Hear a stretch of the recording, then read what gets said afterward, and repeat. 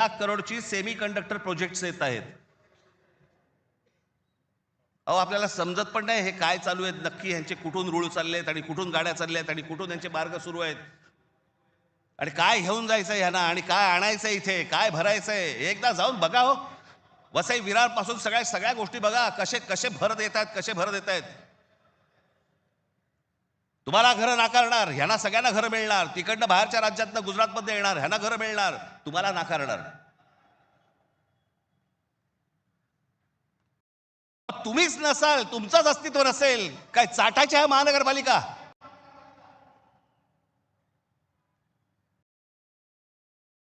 काय उपयोग आहे या गोष्टींचा? आम्ही भले आमच्या वचननाम्यामध्ये सांगितलेल्या अनेक गोष्टी आहेत ज्या उत्तम करू, उत्तम शहर करू, चांगल्या गोष्टी करू. मला असं वाटतं उद्धव ठाकरे आपल्या भाषणामध्ये या गोष्टी सांगतीलच. अरे पण तुम्ही असायला पाहिजेत ना त्याच्यासाठी. तुमची काय किंमत करून ठेवली आहे लोकांनी? कोण महाराष्ट्रामधला मराठी माणूस पैसे फेकले की विकला जातो? आपली किंमत आणि ही बोली लावणारे कोण? आमचेच.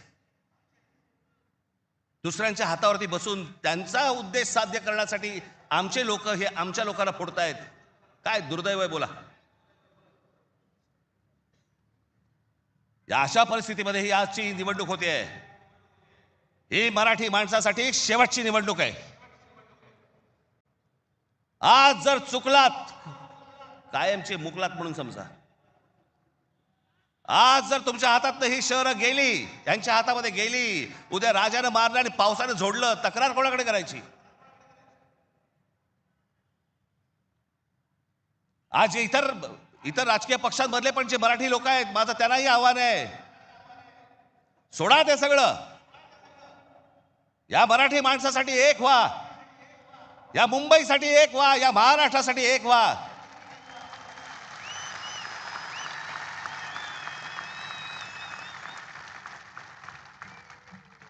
ज्या इतक्या वर्षांच्या परंपरेने, इतक्या लोकांच्या तपश्चर्याने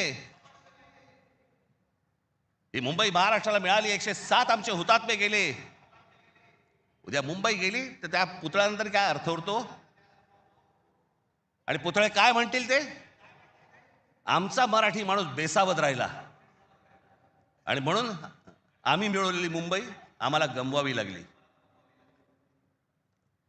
आज तुमच्या समोर ही सोन्यासारखी संधी आलेली आहे. आम्हाला सत्ता काय, सत्याचं काय करू?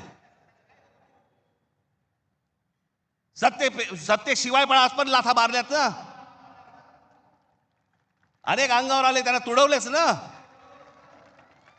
पण तुम्हाला ह्यांचा मास, या सगळ्या लोकांचा, सत्ताधाऱ्यांचा तुम्हाला उतरवायचा या निवडणुकीमध्ये. कुठेही बेसावध राहू नका. माझी आपल्याला सगळ्यांना एक फक्त सांगणं आहे, हे ईव्हीएम मशीनवरती लक्ष ठेवा. दुबार मतदार सकाळी 6 वाजता, मला जेवढे काय BLA नेमलेले आहेत, सकाळी 6 वाजता तिकडे सेंटरवरती पाहिजेत दोन्ही पक्षांचे. आणि दोन्ही पक्षातले जे सगळे लोक आहेत यांना फक्त मी एकच सांगतोय, बाबांनो, आता आपल्यातलं काही वाद नाही. आता खरी लढाई त्यांच्याशी आहे.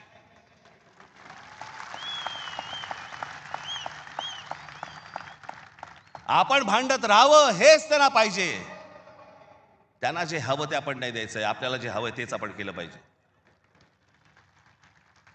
आणि म्हणून तिकडे आपल्याला जाता एवढंच सांगेन की सतर्क राहा, बेसावध राहू नका.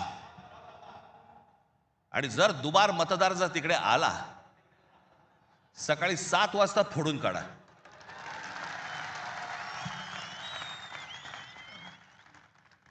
ही मुंबई राहावी, हे महाराष्ट्र राहावं, राज्य राहावं, हे मराठी माणसाच्या हातात राहावं, तुमच्या हक्काचं असावं, तुमचंच आहे ते.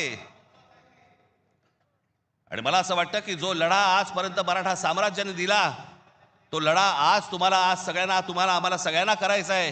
हा महाराष्ट्र वाचवायचा आहे, महाराष्ट्र समृद्ध करायचा आहे, ही आपली शहरं समृद्ध करायची आहेत, ही मुंबई आपल्याला वाचवायची आहे. ही मुंबई कदापि आपल्याला कुठेही गुजरातला राहून द्यायची नाहीये.